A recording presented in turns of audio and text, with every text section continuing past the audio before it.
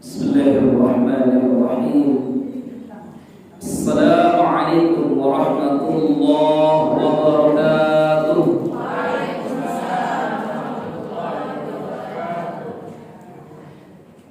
Innal hamdalillah nahmaduhu wa nasta'inuhu wa nastaghfiruh wa na'udzu billahi min shururi anfusina wa sayyiati a'malina. Man yahdihillahu fala mudilla lahu wa man yudlilhu fala hadiya lahu. Nashhadu an la ilaha illallah wahdahu la syarika lahu wa nashhadu anna Muhammadan 'abduhu wa rasuluhu la nabiyya wa la rasula ba'dahu. Ya ayyuhalladzina amanu taqullaha haqqa tuqatih wa la tamutunna illa wa antum muslimun. Allahumma salli wa sallim wa barik wa karrim ala habibina wa nabiyyina wa syafi'ina wa sayyidina wa maulana Muhammadin. Ayo salawat dulu. Wa ala alihi wa ashabihi wa man tabi'ahum bi ihsanin ila yaumiddin. Alhamdulillah, segala puji dan syukur hanya milik Allah Rabb semesta alam. Salawat beriring salam kita curah limpahkan pada Rasulullah sallallahu alaihi wasallam. Bapak ketua masjid yang baru, Pak Kopang, yang menggantikan ketua lama yang sudah meninggal. Jadi kalau tidak meninggal sudah perlu digantikan sama beliau ya. Jadi nunggu dulu meninggal baru digantikan. Pak Kopang ya. Harapannya ibu yang ngaji di sini bertambah ilmu agamanya, bertambah iman takwanya, berkurang tuntutan ke suaminya. Nah itu harapannya, itu tujuannya. Ya, intinya ke situ. Kalau yang istrinya makin syukur, makin soleha, itu insya Allah makin kurang tuntutannya. Makanya nggak mau kata macam-macam, katanya macam-macam. Salawat beriring salam kita curah limpahkan pada Rasulullah sallallahu alaihi wa ala alihi wasallam. Ini kali kedua ya ibu saya kesini ya. Kedua atau pertama? Kedua. Nanti masih ingat ya. Dulu sore kan, kalau tidak salah sore ya. Hari Jumat sore. Sekarang alhamdulillah Sabtu pagi. Jumat sore waktu itu juga ada yang gak datang, alasannya lagi di jalan baru pulang kerja. Sabtu alasannya banyak undangan. Sama saja itu, mau ditaruh di hari apapun ada yang punya alasan. Kita itu kalau tidak menyempatkan diri ibu, maka kita tidak akan pernah sempat untuk taat. Karena nafsu kita itu akan selalu mencari-cari alasan pembenaran supaya tidak taat, tidak ngaji, tidak taklim. Saya yakin ibu-ibu yang hadir di sini ini, ya orang-orang yang juga punya kesibukan, kan gitu kan. Makanya kadang kalau diajak ngaji, ayo bu, besok pengajian jam 10 di mana? Musola Al-Jihad. Aduh mohon maaf, saya banyak kerjaan, kan gitu ya. Dipikir ibu-ibu yang datang di sini pengajian ini pengangguran semua. Kan padahal kan memang iya. Enggak lah ya. Enggak kan? Enggak, kita ini menyempatkan diri. Ada undangan ada, tapi nantilah undangan setelah pengajian selesai juga masih ada. Ya kan? Ada kesibukan ada, tapi nantilah kita tunda dulu 1-2 jam setelah pengajian selesai. Ya, kalau kita nggak memberikan porsi waktu dalam 1 pekan untuk akhirat kita, maka kita akan jadi orang yang sangat rugi. 1 pekan sekali saja itu sebenarnya kita sudah menyelisihi Al-Quran. Sebenarnya, karena Al-Quran tidak berkata carilah duniamu, jangan lupakan akhiratmu. Al-Quran tidak pernah katakan itu. Al-Quran katakan wabtaghi fima ataakallah daral akhirah wa la tansa nasibaka minad dunya. Allah berfirman, carilah negeri akhiratmu, jangan lupa duniamu. Mama nasihatin anaknya, carilah duniamu nak, jangan lupa akhiratmu. Kebalik makanya. Akhirnya anak-anaknya kan kembali hidupnya. Akhiratnya itu kalau ingat, kalau tadi jangan lupa, kalau ingat berarti kan. Carilah dunia nak, silakan bekerja yang rajin, jangan lupa akhirat. Al-Quran tak pernah katakan itu. Wabtaghi fima atakallahu daral akhirah. Carilah akhiratmu, wala tansa, jangan lupa duniamu. Ya nanti pulang ngaji, rubah ya pesan nasihatnya ya. Nah, sama suaminya juga, Mas, carilah akhirat, dunia jangan lupa. Jangan dibagi, kalau kerja ya semangat Mas, kerja ya kerja, tapi akhirat jangan lupa. Akhirnya akhiratnya sisaan. Sholatnya sudah ngantuk banget, baca Quran sak sempatnya, ikut taklim sak liburnya, kan gitu ya. Jadi akhirnya kita selalu beri porsi untuk akhirat itu sisa. Padahal tadi sifat-sifat hamba Allah yang pilihan tadi, Quran surat apa tadi? Al-Furqan, Masya Allah. Saya itu kalau tahu materinya sudah ditetapkan, saya nggak bawa kitab ini sebenarnya. saya lupa kalau materinya sudah ditetapkan. Iya, itu. Tapi ya sudah.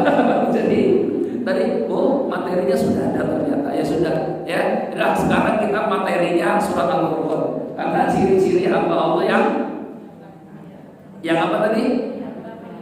Yang mendapat kemuliaan.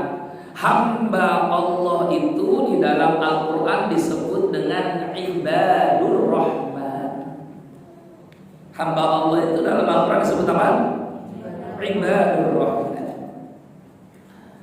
Siapa ibadur rahman itu? Nanti Allah sebutkan sifat-sifatnya. Ya, sebutkan sifat-sifatnya. Ibadur rahman itu bukan hanya laki-laki, perempuan juga mendapatkan panggilan ibadur rahman.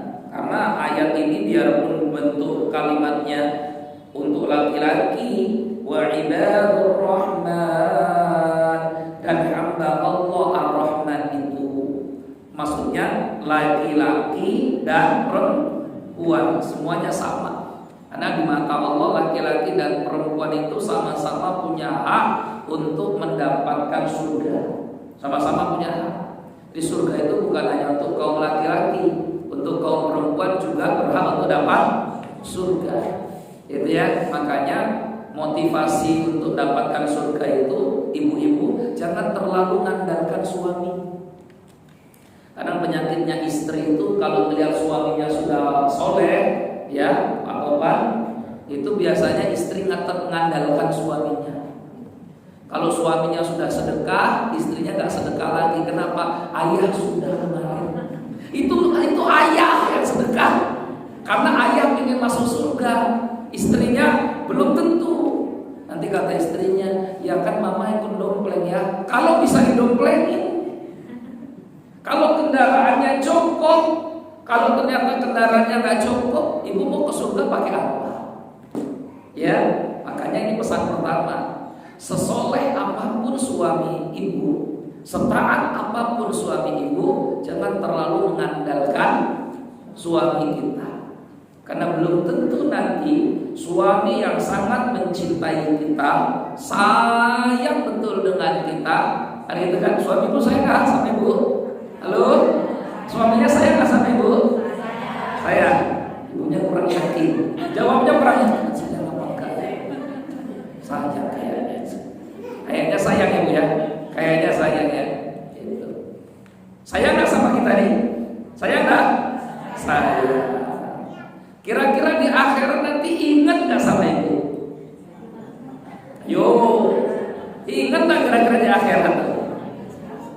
فَإِذَا جَاءَتِ الصَّاخَّةُ,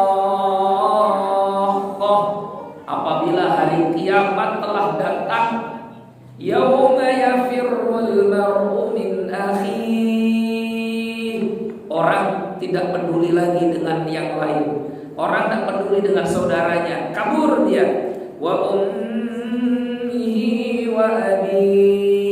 Anak tidak peduli lagi dengan bapaknya, anak tidak peduli lagi dengan ibunya. Wa sahibatihi wa bani.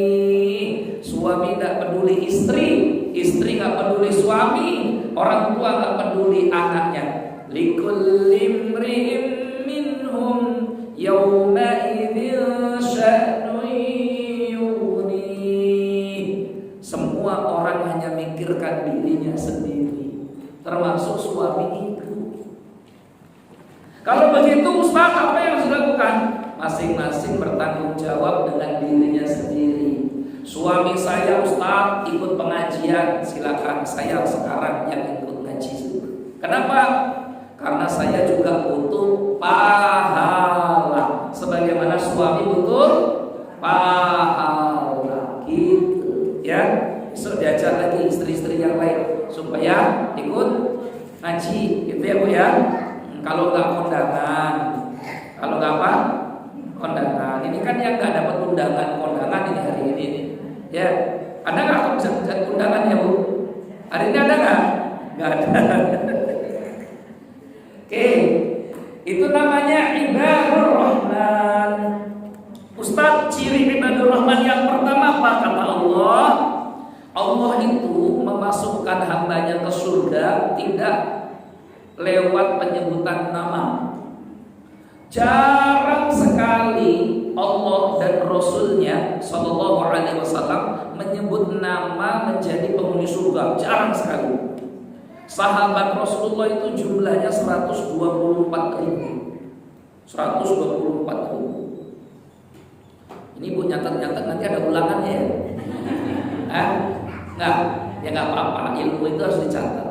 Apalagi kalau ada door prize-nya, harus semangat itu. Kita biasanya pengajian sama ibu-ibu ada door prize-nya. 3 gitu. Itu door prize ya? Oh, door prize. Itu kayak rice cooker gitu kayaknya. Door prize ya. Nah, 124.000 loh sahabat Nabi itu. Banyak betul. Dari 124.000 sahabat Nabi, ibu-ibu, itu yang Rasulullah katakan di surga si fulan itu enggak banyak. Abu Bakar fil jannah, Umar fil jannah, Utsman fil jannah, Ali fil jannah, Abu Talha fil jannah, misalkan begitu ya. Abdurrahman bin Auf fil jannah, Sa'ad bin Abi Waqqas fil jannah, kemudian ada Zubair bin Awam fil jannah. Itu enggak banyak, 10 orang cuma. 10 orang. Bayangkan dari 124.000. Namanya yang disebut satu-satu itu tidak banyak. Tapi yang paling banyak disebut oleh Allah dan Rasulnya ketika bercerita siapa sih manusia yang akan masuk surga, Allah dan Rasulnya hanya menyebutkan sifat. Kenapa sifat? Sifat itu lebih penting daripada sekedar nama.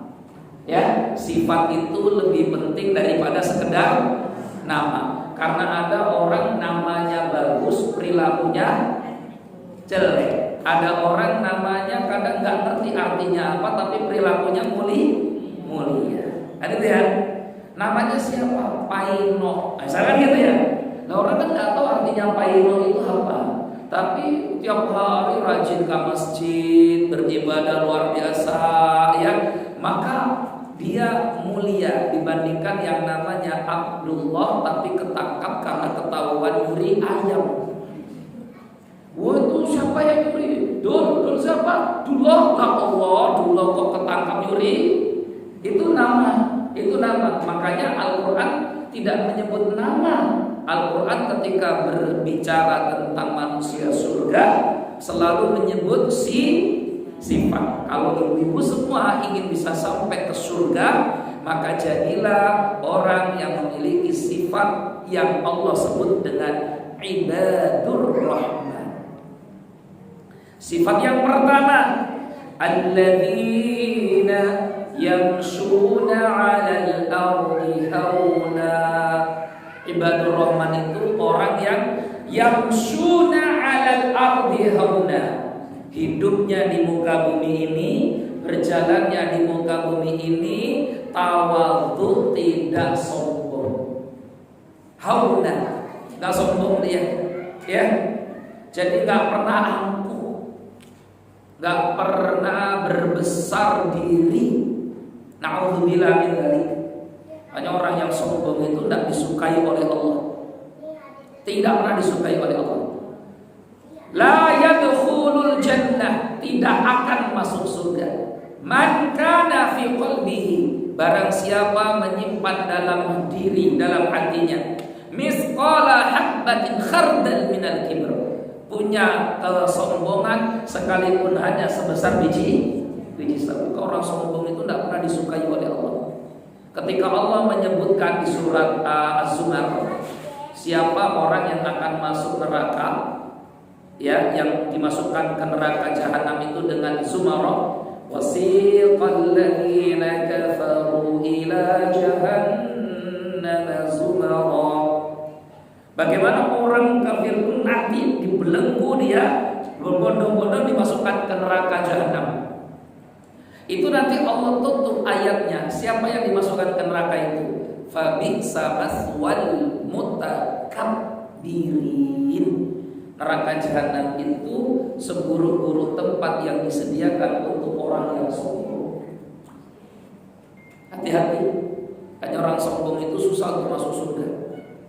Nanti kalau ibu buka Quran surat Al-An'am, orang sombong bisa nggak masuk surga? Bisa. Coba nanti cari Quran surat ibu bawa Quran nggak? Hah? Ibu bawa Quran nggak? Nggak bawa? Bawa mana? Bawa Quran nggak? Bukan lah. Surat Al-A'raf lah. Al-A'raf. Quran surat Al-A'raf. Nah, kalau kita ngaji gitu ya, besok lagi nggak apa-apa bawa Quran, nggak apa-apa. Biar kita tahu, oh ini yang dibaca, oh ini di sini tempatnya, oh begini ya, gitu ya. Bahwa orang sombong itu bisa masuk surga nggak? Bisa. Kapan Ustaz? Nah, baca nanti Quran surat apa namanya? Al-A'raf, ya, ayat 40. Ayat 40. Sudah ketemu? Sudah ketemu? Innalladzina kadzdzabu biayatina wastakbaru anha. Ada ketemu? Ya, coba dibaca terjemahannya. Ayo baca terjemahannya. Sungguhnya ya, nggak ada mic ibu, mic-nya nggak ada ya, mikrofonnya nggak ada ya. Oh ya sudah, di situ suaranya besar ya. Silakan. Sesungguhnya orang-orang yang mendustakan ayat-ayat kami dan menyombongkan diri terhadapnya tidak akan merupakan sesuatu lagi bagi mereka, dan mereka tidak akan masuk surga sebelum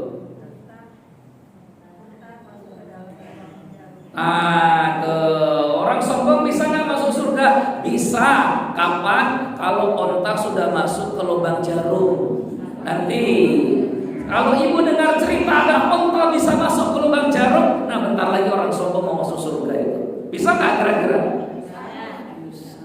Hayhata, hayhata, kata Allah. Nggak mungkin.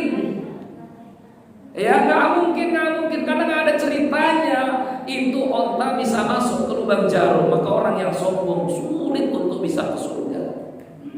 Al-Quran itu banyak bercerita tentang orang-orang sombong. Sementara ibadur rahman punya sifat alladzina yamshuna 'alal ardi hauna, hidupnya penuh dengan kerendahan hati, nggak sombong. Hati-hati lo ya. Orang sombong itu karena banyak hal.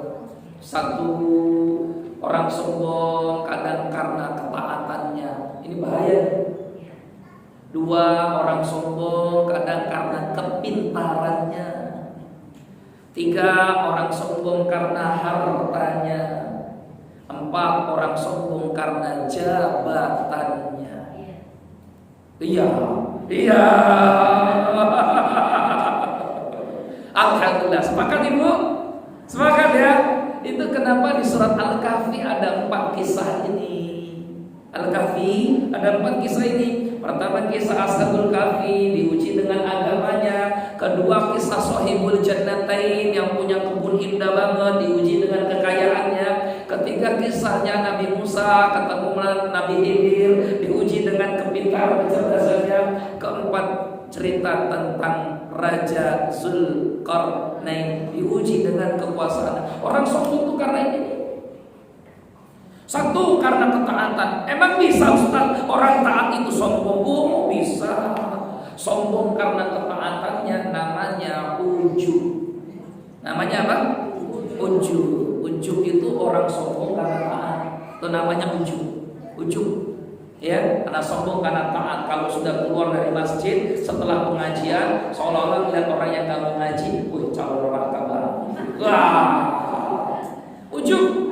Makanya coba lihat, ibu lihat, Ummahat silakan lihat, Umi coba perhatikan. Setiap ibadah yang selesai kita kerjakan selalu dimulai dengan istighfar setelah selesai. Salat, Assalamualaikum warahmatullah, Assalamualaikum warahmatullah. Selesai. Yang pertama kali kita baca setelah Assalamualaikum apa? Astagfirullah. Bukan sujud, bukan alhamdulillah, bukan Allahu Akbar, bukan apa-apa, tapi yang pertama dilakukan adalah astagfirullah. Kok ada ya orang setelah beribadah bisa menyembah Allah, harusnya kan kalau selesai ibadah kita katakan alhamdulillah. Setelah ibadah justru kita katakan astagfirullah. Kenapa ada istighfar setelah ibadah? Bisa jadi sholat kita tidak sempurna. Allah berikan nikmat kepada kita ini sempurna sekali. Seperti Allah berikan nikmat kepada Pak Topan sempurna. Ada dapat istri, dapat anak orang lain bukan? Wah, sempurna. Ya, alhamdulillah. Tapi kadang ibadah kita kurang sempurna. Sebagai bentuk syukur kita, istighfar. Kadang setelah ibadah ada muncul dalam hati kita perasaan bahwa saya bisa sholat di sini. Yang lain memang malas-malas. Ya, nggak mau sholat ke masjid. Di masjid kalau tidak saya yang sholat di sini, nggak ada jamaah. Di masjid kalau tidak saya yang azan, orang-orang tak pada mau datang. Untunglah saya masih hidup di perumahan ini. Coba kalau saya sudah gak hidup lagi, siapa nanti yang gantikan yang azan? Seolah-olah cuma dia aja orang baik di situ. Maka kadang itu istighfar, banyak istighfar. Karena penyakitnya orang taat itu ujub. Hati-hati. Yang kedua, kadang sombong itu karena kecerdasannya. Hati-hati, jangan sombong. Alhamdulillah. Ada lagi kadang sombong karena hartanya. Pokoknya bangga betul dengan hartanya. Tidak ada orang di sini yang pintar. Saya mohon maaf ya, 10 tahun nggak pernah dikalahkan. Jangan ya, pakai mohon maaf biar nggak kelihatan dari orang sombong. Ya, itu hati-hati. Alhamdulillah. Karena ini penyakit. Hanya orang sombong itu Allah benci. Karena kadang orang sombong sampai nggak ingat dirinya sendiri. Orang sombong itu kalau sudah saking sombongnya, dirinya sendiri saja dia nggak ingat. Kamu jangan macam-macam ya dengan saya. Kamu tahu nggak siapa saya ini? Bahkan tuh kan bingung aja. Karena dia terlalu sombong. Sebenarnya dirinya sendiri dia nggak tahu, tanya orangnya. Kamu tahu nggak siapa saya? Dirinya sendiri dia nggak ingat ya. Ya, pernah lihat orang begitu? Nah, itulah penyakitnya orang sombong. Lupa, amnesia dengan dirinya sendiri. Pernah Imam Hasan Al-Basri dibegitukan. Ada orang yang terlalu sombong sampai mengatakan, kamu tahu gak siapa saya? Itu Hasan Al-Basri loh Bapak Ibu. Halo, tahu Hasan Al-Basri? Hasan Al-Basri itu berjumpa dengan 200 sahabat Nabi, berguru kepada mereka. Salah satu gurunya Imam Hasan Al-Basri adalah istri Rasulullah, namanya Ummu Salamah. Jadi Hasan Al-Basri ini kalau dihitung masih anaknya sahabat, begitu hitungannya, namanya tabi'in.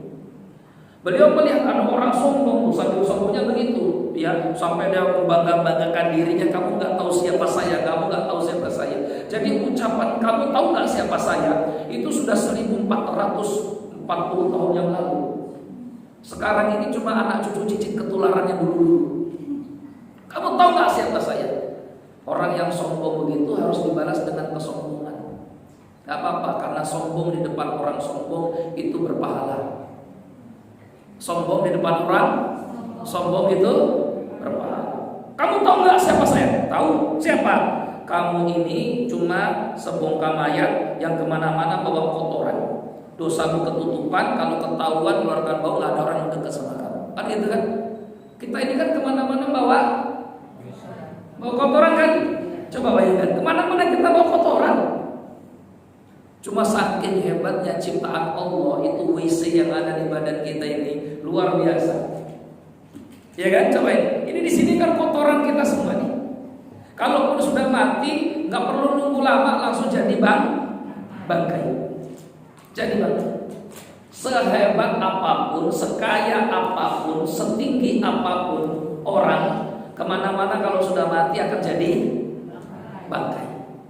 Sudah, ya itu untuk nyadarkan orang Ibadur Rahman nggak begitu. Ibadur Rahman itu alladzina yamshuna 'alal ardi hauna. Ya Ustaz, ibu-ibu di sini ini paling susah loh. Diajari ngaji yang benar, pada nggak mau ngikut. Saya Ustaz. Hati-hati. Hati-hati, penyakitnya orang taat itu muncul. Ya, muncul.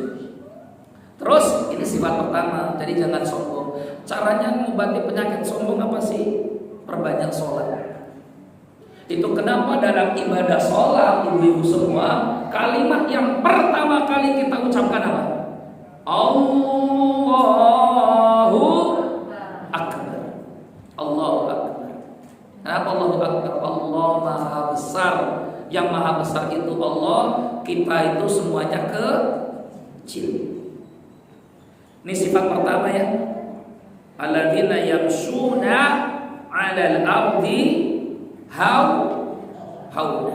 Yamshuna 'alal ardi hauna. Jadi jangan sampai kita jatuh pada perangkap ini. Iblis itu dikutuk, dilaknat sampai hari ini karena berangkat dari sombongan. Aba wastakbara wa kana minal kafirin. Iblis itu berpaling dan sombong. Maka sampai hari ini dan sampai hari kiamat iblis tidak pernah bisa masuk ke surga. Kenapa tidak bisa masuk ke surga? Karena selalu memupuk dan menanam kesombongan. Hati-hati ya, ibu-ibu pelan-pelan dikikis itu sifat-sifat sombongnya. Makanya di dalam Al-Quran itu kesombongan itu datang dengan banyak sifat. Ada yang disebut dengan al-ujub, tadi ujub itu bangga dengan kesolehannya, kan itu ya. Ada yang disebut dengan al-fakhru, bangga dengan penampilannya, kecantikannya, gantengnya gitu ya. Satu masjid tadi ngumpul, itu nyari orang yang cantiknya kayak saya kayaknya susah banget. Wah, itu ya, dan penyakitnya orang cantik, penyakitnya orang ganteng. Itu sombong itu. Ya. Ada lagi yang disebut dengan al-ikhtiyal. Maka Allah berfirman, innallaha la yuhibbu man kana mukhtalan fakhura. Fakhr tadi karena kecantikan, karena kegantengan apa? Ya. Yang ketiga namanya ikhtiyal. Ikhtiyal itu apa? Sombong karena penampilan. Hanya orang itu bisa berpenampilannya dengan kesombongan yang pakai baju. Makanya Rasulullah itu membenci orang yang suka memakai pakaian syuhra. Apa itu pakaian syuhra? Pakaian yang paling aneh dibandingkan yang lain. Allah dan Rasul tidak suka, karena kalau orang pakai pakaian begitu, dia pasti akan jadi perhatian semua orang. Misalkan ibu datang ke masjid ini pakai topi yang bundar-bundarnya itu setengah meter. Masuk masjid ke sini, pakai jilbab, topinya bundarnya setengah meter, gede. Pasti semua orang akan melihat kita. Itu biarpun dia tidak sombong sudah dihukumi sombong. Kenapa sombong? Karena dia pakaian syuhra untuk supaya dilihat orang banyak. Ibu pakai gelang emas lengkap penuh dari sini sampai sini. Ya, bentar. Pegel loh. Kenapa? Ya, gimana nggak pegel? Ini gelang segini banyak punya. Kalaupun ibu tidak niatkan itu sebagai kesombongan, itulah sombong. Kenapa sombong? Karena ketika kita memakai perhiasan tadi ada niatan ingin jadi bahan perhatian orang banyak. Itu namanya pakaian syurah. Rasulullah melaknat, mendoakan laknat orang yang pakai pakaian seperti itu. Itu kenapa agama kita memerintahkan kita pakailah pakaian kaummu, pakailah pakaian kaummu selagi tidak melanggar syariat. Selagi tidak melanggar syariat silakan. Orang banyak pakai batik, nggak masalah, ya. Oh, yang batik ini kurang islami. Bukan, islami nggak islami itu bukan pada jenis pakaiannya, tetapi pada menutup auratnya atau tidak. Karena masing-masing daerah, masing-masing negeri punya pakaiannya sendiri-sendiri. Begitu, ya. Nah, saudaraku yang dimuliakan Allah, ibu-ibu semua, ini hati-hati. Hauna, jangan sampai hauna. Terus ayat berikutnya, wa idza khatabahumul jahiluna qalu salama. Ibadur Rahman itu ucapannya itu enak didengar. Karena kalau bicara dengan orang, omongannya itu tidak mengandung fitnah. Ucapannya nggak menyakitkan. Ucapannya bukan omongan yang kasar, apalagi kotor. Tapi ibadur Rahman itu kalau berbicara qalu salama. Bahasanya, ucapannya enak didengar, santun tutur katanya, tidak berteriak-teriak, lembut, begitu ya. Tapi bukan terus dilembut-lembutkan, enggak. Jadi ibadur Rahman itu tidak suka berkata-kata yang dusta. Omongannya salama. Coba kita baru ketemu saja kita katakan apa? Assalamu alaikum. Ucapannya selalu selamat, membawa keselamatan. Ibadur Rahman itu bukan orang yang suka gunjing orang lain. Ibu pakai jilbab lagi ngumpul di depan emak-emak jualan sayuran. Jilbaban semua itu. Cil, dengar belum? Apa tetangga kita yang sebelah lucu kemarin itu? Masa sih? Iya, belum dengar loh. Terlambat dong kita. Maaf lagi ngobrol semua. Itu bukan ibadur Rahman semua. Yang ada mak-mak merupi semuanya. Karena ibadur Rahman itu sadara. Wa idza khatabahumul jahilun. Apalagi kalau yang ngomong itu orang yang nggak tahu tentang kita, ya sudah. Kalau orang nggak kenal kita, maka biasa saja, misinformasi biasa saja. Oh, nggak kenal kita, ya, nggak kenal kita. Makanya ketika ada seorang ulama yang dikatakan wahai imam, ada orang yang menjelek-jelekan Anda di belakang. Oh, ya sudah apa? Kenapa?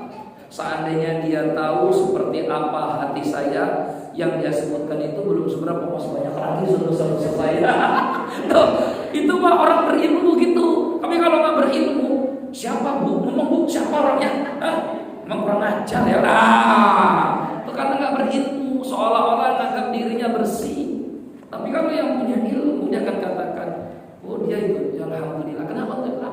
Seandainya dia tahu buruknya hati saya ini, itu yang dia sebutkan itu baru cuma sebagian sedikit, masih banyak lagi. Alhamdulillah ya Allah, aib yang lain masih ketutup. Nah, selesai. Ngambil pusing. Imam Syafi'i. Ya, saya tuh ya Allah luar biasa kagum dengan Imam Syafi'i. Ketika ada seorang yang berkata kepada Imam Syafi'i, Imam, si fulan itu jelek-jelekan Anda di belakang Anda. Apa kata Imam Syafi'i? Ya alhamdulillah, berarti dia masih segan dan takut sama saya. Makanya beraninya jelek-jelekan di belakang. Ada ya, berarti saya masih berwibawa, makanya nggak berani jelek-jelekan saya di depan. Datang lagi orang lain dalam kesempatan yang lain, Imam, si fulan itu jelek-jelekan Anda begini. Oh ya nggak apa-apa. Kenapa? Berarti yang mau utang sama saya berkurang. Kok urusannya utang? Coba ya kan? Berarti yang mau utang dengan saya berkurang. Karena orang kalau sudah nggak suka, nggak mungkin mau minta hutang. Ibu musuhan, 2 orang ini musuhan kira-kira. Kira-kira kalau ibu bermusuhan, mungkin nggak ibu mau utang sama ibu ini? Mau nggak? Mungkin nggak? Enggak. Biasanya kalau mau utang itu yang kawan-kawan akrab deket-deketan itu. Ya, jadi konsepnya ketika ada orang yang tidak suka dengan kita, itu ditanggapinya dengan selalu positif. Ada yang tidak suka dengan kita, ya sudah, berarti berkurang jatah orang yang mau utang sama saya, kan gitu ya. Karena orang kalau udah nggak suka berarti nggak mungkin utang. Itu masalahnya. Tapi alasan kita tidak disukai harus benar. Kita ini hidupnya sesuai syariat kok. Terus kita tidak disukai ya nggak apa-apa. Tapi kita tidak disukai hanya karena perilaku. Kita tidak disukai itu karena perilaku kita yang rusak. Maka kita harus bermuhasabah diri. Imam Syafi'i itu tidak disukai karena selalu bicara yang hak itu hak. Maka ketika beliau tidak disukai karena suka bicara yang benar itu benar, ya sudah nggak apa-apa. Kenapa nggak disukai? Berarti ya lumayan jatah yang mau utang berkurang. Apa gitu? Nah kadang kita tidak disukai oleh orang bukan karena kita bicara hak itu hak, tapi karena memang perilaku dan omongan kita ini suka memfitnah. Nah inilah ibadur rahman itu idza khatabahumul jahilun qalu salam. Omongan orang itu nggak ada selesainya.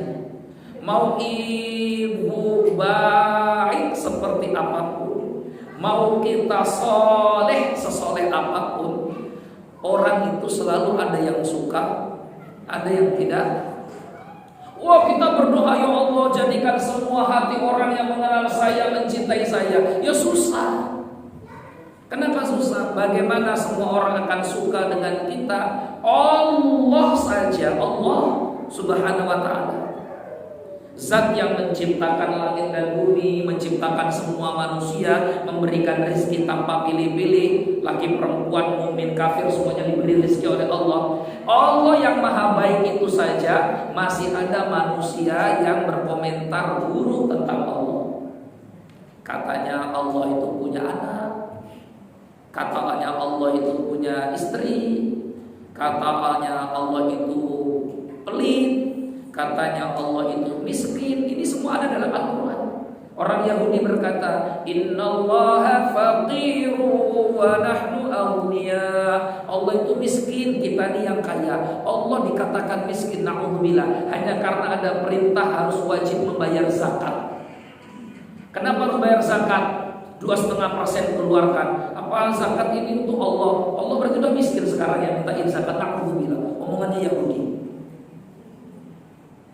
Mereka pada berkata lagi Nasrani, Innallaha salisu salasa. Oh Tuhan Allah itu ada 3. Coba bayangkan, Allah saja yang maha baik tidak selamat dari ucapan orang. Rasulullah wassalam. Siapa yang kita ragu di sini dengan kebaikan Nabi? Tidak ada yang ragu. Rasulullah itu rahmatan lil alamin, manusia yang paling mulia. Pun demikian selama Nabi hidup, Rasul pernah dituduh majnun, gila. Nabi pernah dikatakan sahir, tukang sihir. Nabi pernah dikatakan kahin, dukun.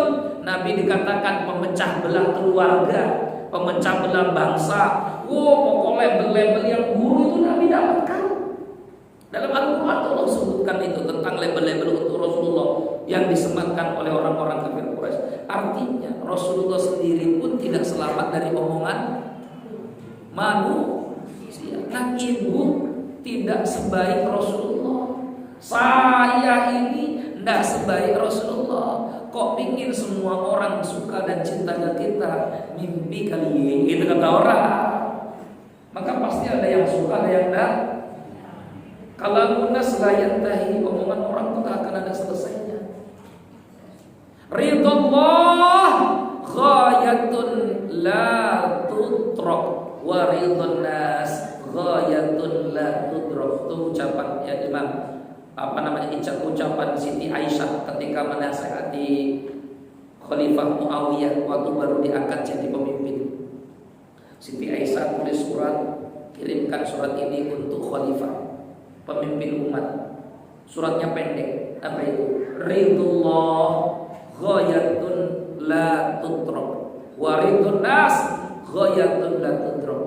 Kamu Muawiyah, kalau kamu sekarang jadi pemimpin, jadi penguasa, ketika kamu berkuasa pemimpin hanya karena ingin cari ridhonya manusia, sampai kapanpun ridhonya orang gak akan pernah tercapai. Tapi kalau kita hidup dalam memimpin ingin cari ridho Allah, maka pasti ridho Allah akan kita dapatkan. Kadang kita hidup ini kan sibuk mikirin mata orang, di mata orang, di mata orang, di mata orang. Tapi kita jarang berpikir bagaimana di mata Allah. Rata-rata tuh begitu tuh. Nanti apa omongan orang, nanti apa kata orang. Padahal omongan orang tuh gak akan ada selesainya. Wa idza khatabahumul jahiluna qalu salam. Ini kita baru ayat ini loh, halo. Ayat 1 kita ini baru. Ayat 1 Ibadur Rahman. Ada berapa ayat tadi, Bu? Ada berapa? 11. Berarti pertemuannya 11 bulan ya. Baru kali ini. Coba. Makanya di Arab itu ada anekdot. Anekdot ini lucu, tapi sebenarnya memberikan pelajaran berharga untuk kita. Pondok-pondok pesantren selalu membawakan cerita ini. Ini cerita Juha namanya, cerita Juha. Juha itu kalau kayak kita itu tokoh jadi bahan lelucon untuk cerita-ceritaan. Kalau di Baghdad ada ceritanya si 1001 malam. Apa namanya? Abu Nawas. Ya gitu. Kalau di Indonesia kan ada juga tuh. Di Melayu ada Pak Belalang misalkan begitu ya. Itu cerita lucu-lucuan tapi banyak mengandung pelajar. Ini ada kisah Juha. Ayah berangkat bersama anaknya. Si ayah naik keledai, anaknya berjalan di belakang. Terik siang matahari panas, maka naiklah, namanya orang tua harus dimuliakan biar anaknya jalan, toh keledainya kan gak muat kalau dibawa bareng. Sudah ayahnya naik keledai, anaknya di belakang. Lewat orang bilang, ini ayah memang terlalu ada sayangnya sama anak. Masa panas-panas begini, ayahnya asik-asik di atas keledai, anaknya panas jalan kusir begitu ya. Maka ayahnya nggak tahan omongan orang. Kata ayahnya, "Nak, sekarang kamu yang naik, biar ayah yang jalan." "Kenapa?" "Nggak apa-apa, kamu naik, kamu pasti capek." Dia capek. Dah anaknya naik, ayahnya jalan.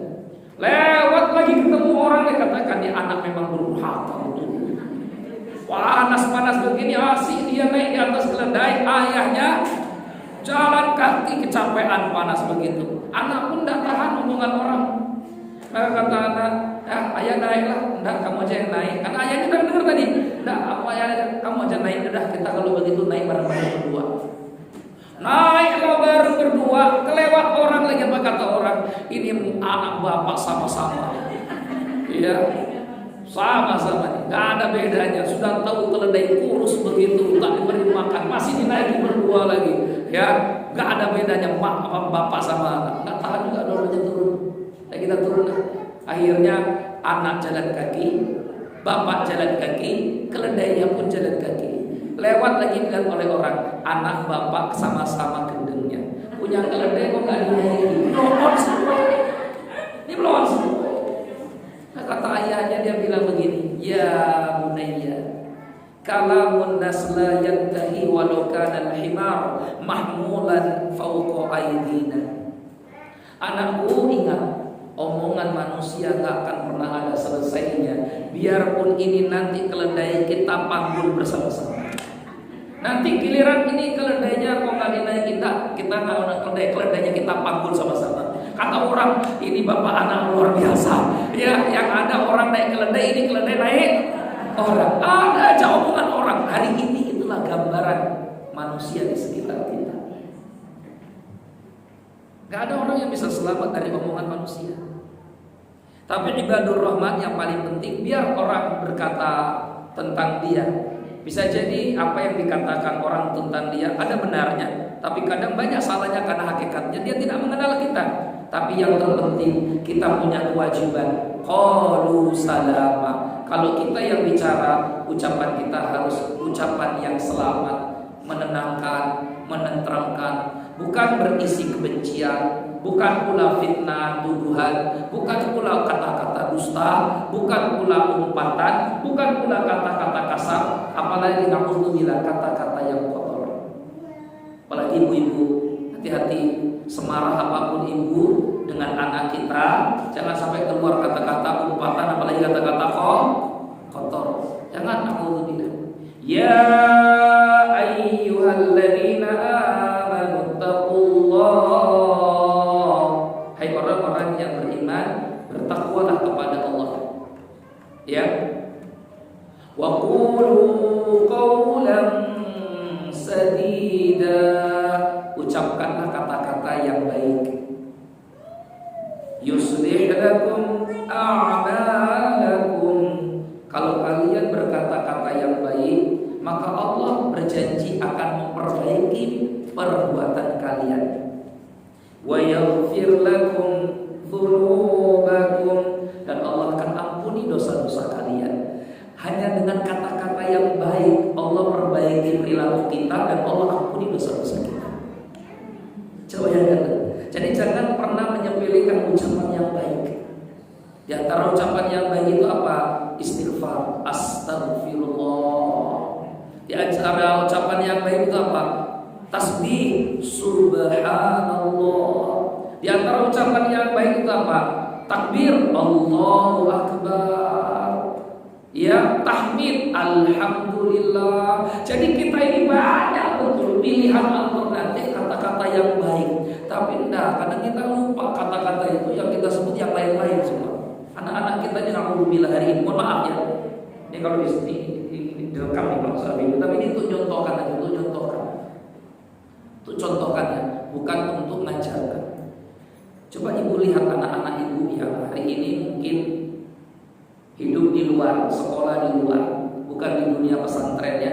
Ya, karena kalau di luar masih kadang terkontaminasi. Kalau di dunia pesantren, insya Allah seburuk-buruk di dunia pesantren itu masih lebih baik daripada di luar. Karena di dunia pesantren nggak ada ucapan ini, insya Allah nggak ada kata-kata ini. Insya Allah, ya saya di pondok nggak dengar kata-kata ini. Tapi orang di luar, anak-anak di luar mengucapkan kata-kata ini hari ini sudah biasa. Padahal kata-kata ini adalah kata-kata yang kotor. Ya, anak-anak muda kita hari ini, remaja-remaja kita hari ini, mohon maaf, terbiasa mengucapkan kalimat muamalah. Ya, saya kasih contoh ini ya, dicontoh saja. Anjir. Jangan-jangan itu anak-anak kita. Nah, karena kita tidak tahu, biasa saja. Padahal ini kata-kata kotor ini. Kadang yang berjilbab mengucapkan kata-kata itu. Ya, bayangkan juga. Karena kata-kata itu adalah apa yang keluar dari mulut seseorang, itulah gambaran isi hatinya. Al-lisanu mir'atul qalbi. Lisan ini cerminan hati. Kalau lisan berkata astagfirullah, subhanallah, alhamdulillah, Allahu akbar, itulah isi hatinya. Cepet kodok, cepet kodok.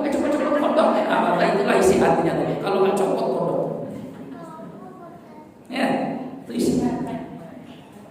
Wa idza khatabahumul jahiluna qalu salama. Karena sudah jam 11, sudah. Cuma satu ini aja lah ibu praktekin nanti di rumah. Satu, pesannya apa tadi Ibadur Rahman? Jangan sombong. Dua, bicara yang baik-baik. Pulang nanti ketemu suaminya bilang yang baik-baik. Jangan judus-judus sama suami, kasihan. Makin kurus suami di rumah nanti. Jadi kalau ada ibu-ibu suaminya kurus di rumah, tandanya ibu nggak sayang sama suami. Ya, nggak sayang sama suami. Di kantor dimarahin atasan, di jalan nyerempet kelahi ribut sama orang, di rumah cereweti sama istrinya. Aduh, ya, nggak usah lagi yang begitu ya. Jangan judus-judus sama suami, kasihan. Ya, itu barang satu-satunya ibu mesti jaga. Itu limited edition. Ya, limited edition itu nggak ada duanya yang begitu. Oke, sampai sini saja, silakan ibu. Biasanya apa yang tutup ya? Atau ada pertanyaan? Oke, kasih waktu pertanyaan. Silakan kalau ada yang mau bertanya. Ya, di luar boleh tapi jangan luar banget ya. Dekat-dekat saja.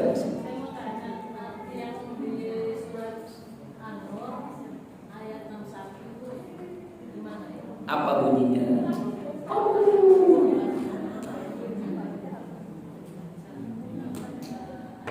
Ntar saya cari dulu ya.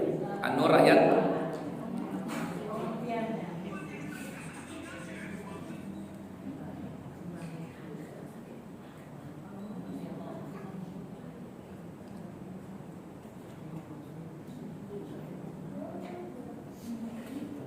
laisa 'alal a'ma harajun wala 'alal a'raji harajun wala 'alal maridi harajun wala 'ala anfusikum an taqulu min buyutikum aw buyuti abaikum aw buyuti ummahatikum aw buyuti ikhwanikum aw buyuti akhwatikum aw buyuti ammamikum aw buyuti ammatikum aw buyuti akhwalikum aw buyuti khalatikum aw ma malakat mafatihahu aw sadiqikum. Baik, ini bagus ya. Ini bagian dari adab berkeluarga di dalam Islam. Dan disinilah bentuk ihsan itu. Siapa sih orang-orang yang memang punya kewajiban untuk memperhatikan seseorang, terutama memperhatikan kehidupan mereka. Kalau mereka serba kekurangan, maka di sini Allah katakan laisa 'alal a'ma, kalau ada orang yang buta, walal a'raj, kalau ada orang yang pincang. Kadang yang buta tidak bisa mencari rezeki, kadang yang pincang tidak bisa mencari rezeki. Wala 'alal marid, kalau ada orang yang sakit, kadang-kadang yang sakit juga tidak bisa mencari rezeki. Kalian boleh kok makan di rumah kalian atau rumah orang tua kalian, atau rumah ibu-ibu kalian, atau numpang makan di rumah saudara kandung kalian, atau numpang makan di rumah saudari kandung kalian, atau numpang makan di rumah paman-paman kalian, atau numpang di rumah bibi-bibi kalian, atau numpang macam-macam disebutkan di situ. Artinya bukan menjadi aib kalau memang kita punya kekurangan. Ya, ini ayat juga bagian dari adab. Bagian dari adab. Kalau kita masuk rumah bapak kita, kalau kita masuk rumah paman kita, kalau kita masuk rumah bibi kita, nggak apa-apa, karena itu masih mahram-mahram kita semua. Kalau kita masuk ke rumah saudara kandung kita, saudari kandung kita, nggak apa-apa, itu semuanya masih mahram-mahram kita. Numpang makan di rumah mereka, boleh kok, masih keluarga kita. Itu maksud ayatnya. Laisa 'alaikum junahun an ta'kulu jami'an aw ashtata. Tidak masalah kalian makan bareng-bareng atau makannya sendiri-sendiri, nggak apa-apa. Di rumah ibu kalau makan bareng-bareng atau sendiri-sendiri? Halo? Ibu kalau makan bareng-bareng sendiri-sendiri? Suap-suapan? Suap-suapan kan? Suap-suapan waktu pengantin baru kan? Pengantin baru ya? Jadi di rumah kita ini model makannya beda-beda. Laisa 'alaikum an ta'kulu, laisa 'alaikum junahun an ta'kulu jami'an aw ashtata. Tidak masalah kalau kalian makannya sendiri-sendiri atau makannya bareng-bareng. Tapi kalau dalam keluarga lebih baik makannya jami'an, bersama-sama. Apalagi bersama-sama itu sebab turunnya berkah. Karena Nabi katakan kulu jama'atan fa innal barakata ma'al jama'ah. Makanlah bersama-sama karena keberkahan Allah turun kalau kita bersama-sama. Kayak ibu kalau makan jangan makan dulu tunggu suaminya. Ayah udah makan belum? Nanti aku tunggu ya ayah pulang itu. Ya. Kayak istri saya yang nanya nanti, "Abi udah makan belum?" Kalau pas ingat. Nah, istri kita begitu. Tanya dulu, ya udah nanti, "Udah makan belum nih?" "Belum." "Nunggu Abi." "Enggak apa-apa, makan sama-sama." Ya, makan sama-sama. Sudah 12 tahun pernikahan tuh ya. Ini tuh bukan harus pengantin baru enggak. Kayak Pak Topan ini makannya bareng-bareng, makanya anaknya empatan gitu kan. Makannya selalu bareng-bareng. Jadi makan nikmatnya makan itu bersama. Dalam satu piring boleh, piring beda nggak apa-apa, sama-sama sih. Kalau Rasulullah lebih lagi, Rasulullah itu muter-muter gelas begini. Ditanya sama Siti Aisyah, apa yang kau lakukan ya Rasulullah? Aku lagi cari bekas bibirmu tadi mana ya Aisyah? Mau dipaskan, kan itu, mau dipaskan. Terus gitu ya. Nah, itu makanya hebat betul Rasulullah itu. Romantisme itu udah harus makan di rumah makan kayu. Romantisme itu kita makan sama-sama biarpun pakai cah kangkung dan ikan goreng, ikan asin, sambal terasi, goreng ikan asin, ya itu lebih nikmat. Kata ayahnya, ya kalau kata ibunya, rumah makan kayu enak ya, ini lebih sehat. Ya, itu maksudnya ya ibu ya. Gitu. Jadi ibu kalau mau makan sama-sama nggak apa-apa. Mau masuk rumah paman nggak apa-apa, karena itu mahram kita. Mau masuk rumah saudara kita nggak apa-apa, karena itu mahram kita, gitu ya. Fa idza dakhaltum buyutan fasallimu ala anfusikum tahiyatan min indillah mubarakatan thayyibah. Ini adab kalau kita berkunjung, ucapkan salam. Ya, ucapkan salam. Kalau kita masuk ke rumah orang tua ucapkan salam, masuk ke rumah paman ucapkan salam. Tapi nggak apa-apa, tidak harus menunggu waktu mereka. Nanti karena itu mahram kita. Artinya kalaupun ada terlihat yang tidak boleh dilihat, misalkan, saya belum pakai jilbab, saya belum apa-apa, itu mahram kita. Ini ayatnya bertentangan dengan itu ya itu ya. Baik, Allahu a'lam. Ada yang lain? Nah, silakan. Waalaikumsalam.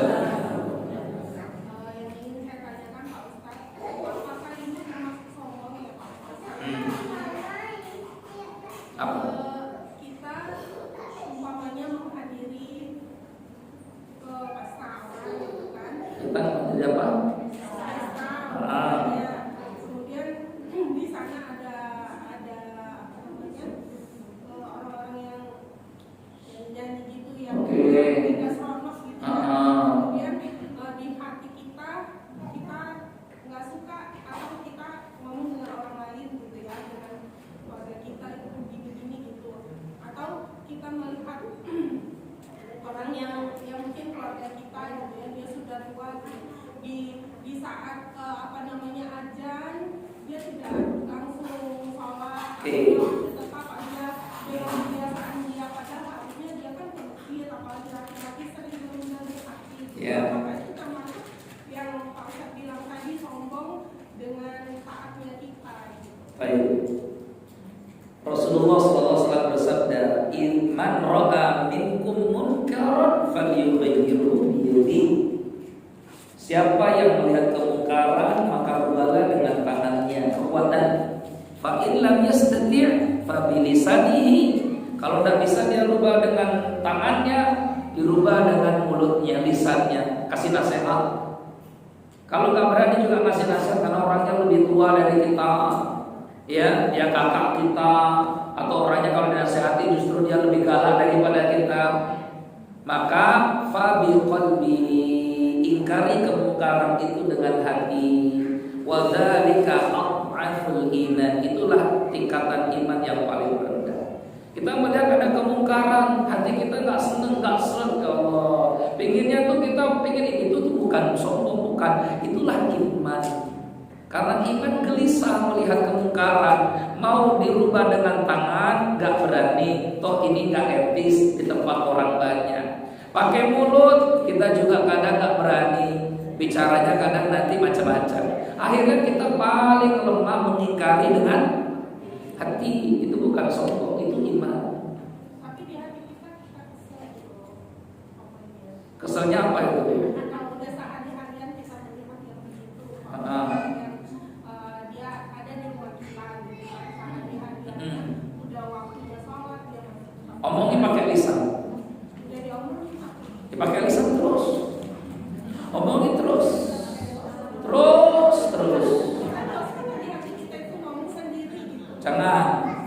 Jangan. Ada kisah di hadis Nabi. Ini hadis Nabi ya. Ada dua orang di zaman Bani Israil. Hadis Nabi peringatan betul. Ada dua orang di zaman Bani Israil, yang satu ahli taat, yang satu kamabuk. Hadisnya masyhur. Setiap kali ahli taat mau beribadah, dia selalu melewati saudaranya yang masih mabuk memegang minuman keras itu. Maka dia katakan, wahai saudaraku, bertobatlah kepada Allah, ayo kita beribadah, berhentilah mabuk. Setiap kali ada sehati dengan kata-kata baik, orang ini mengatakan, da'ni wa rabbi, nggak usah ngurusi saya, biarkan ini urusan saya dengan Tuhan saya. Pergilah dia beribadah. Nanti beribadah ketemu lagi dengan saudaranya, saudaraku, berhentilah mabuk, ini dosa besar. Lagi-lagi yang mau bilang, da'ni wa rabbi, biarkan saya, ini urusan saya dengan Tuhan saya. Lama-kelamaan setan pintar, orang ini gak bisa bersabar, lisannya gak terjaga. Harusnya dia cuma punya kewajiban mengajak saja, menasehati. Keluarlah kata, kamu ini gak sadar gak tobat, masuk neraka, kamu gak akan diampuni oleh Tuhanmu. Itu bahasa saya di Indonesia kan. Allah matikan semua dua orang ini. Yang satu minum khamr, dia tahu itu haram dan dia tahu ada Allah Tuhannya yang akan ngampuni, dia beryakin betul. Yang satu ahli taat tapi ada kesombongan dalam hatinya, memandang hina ahli maksiat seolah-olah pasti akan masuk neraka, gak akan dapat ampunan dari Allah. Hadis ini sebenarnya kalau disampaikan, saya ini agak serba salah. Nanti takutnya orang terlalu mengandalkan riwayat ini pula gitu ya. Tapi ini peringatan untuk kita yang sudah taat, jangan sombong. Allah kemudian bangkitkan orang ini yang berkata, Man alladhi yata'ala alayya anni la aghfiru dzunub. Siapa orang yang sudah sombong mengambil hakku, kata Allah, dengan berkata Allah pasti tidak akan mengampuni dosa. Siapa orangnya? Allah mana? Karena yang berhak memberikan ampunan dan hukum itu Allah, bukan manusia. Kita cuma kasih nasihat di sholat, mas sholat, ini bekal dulu.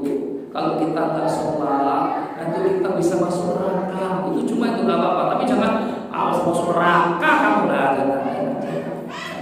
Atau Allah nggak akan ngampuni kamu, jangan. Ya.